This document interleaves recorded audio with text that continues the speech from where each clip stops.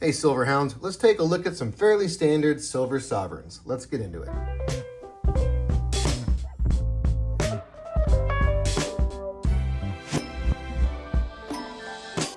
Sovereigns are fun to collect. They're denominated because they're made by a government mint. So they're reliable. You can trust them generally. Sure, there's counterfeits out there, but if you're being careful and testing your silver, you're not going to have any real problems. In the U.S., we have the American Silver Eagle, which is a beautiful depiction of that walking liberty on the front.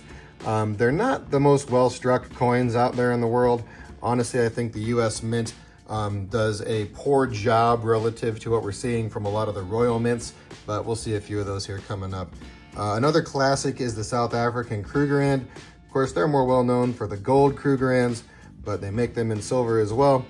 Never been a fan of that depiction, and I don't care too much about the little gazelle either, but not a bad one, something that everyone should have in their collection. It's just sort of an old standard. Another one that's kind of ugly and doesn't do much for me is the Austrian Philharmonic. This is what they look like. Again, not a depiction or design that I care much about, but there they are. And again, they're kind of a classic, so I make sure I have one of those in my collection.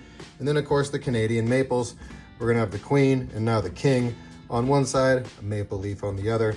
And they use this micro engraving to give it sort of a, I don't know, like a fake luster, but it's still very neat. They're beautiful. I do enjoy the maples. The next row here, we got some Britannias. These all have Britannia on the reverse. And then on the obverse, we have the King and the Queen, and then the King after coronation. So there's really not much difference between these. They do have a cool security feature inside of that little circle. It's micro engraved, so at some angles it looks like a padlock, like that, and at some angles it looks like a trident, like that. Padlock, trident. So that's pretty cool.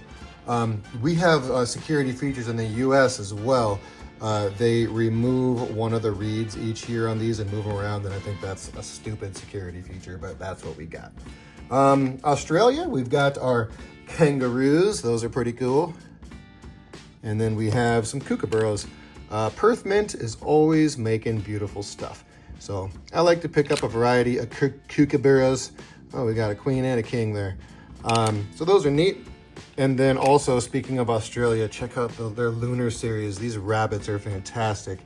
In fact, I have rabbits in gold as well. Let me just grab them real quick. Yeah, I love the Perth Mint, and I love their lunar rabbits. So cool. And then probably the coolest one is saved for last. This is from Ghana, and it's got an alien on it. How wild is that? On a sovereign currency bullion piece that has a face value. What is this thing? It says it's 1 troy ounce, and it's 5 cedis is its face value. So those are pretty cool. Anyway, I enjoy picking up some sovereigns here and there. You can say I don't have a ton of them, but I like to have some of the classics. I really like the Britannias. Everything coming from Australia is cool, and Ghana's alien, just the coolest, right?